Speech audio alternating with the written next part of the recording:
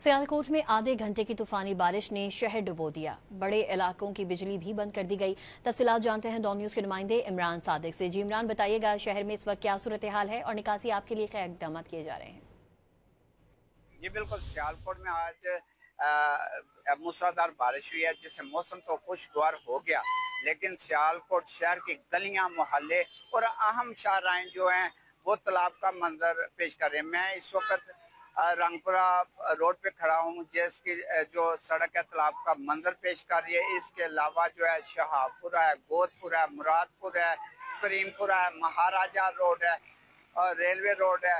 ये तमाम सड़कें जो है और गलियां मोहल्ले इससे मुल्का जो है वो तालाब का मंजर पेश कर रही हैं। शहरियों को ट्रैफिक की शदीद मुश्किलात का सामना है।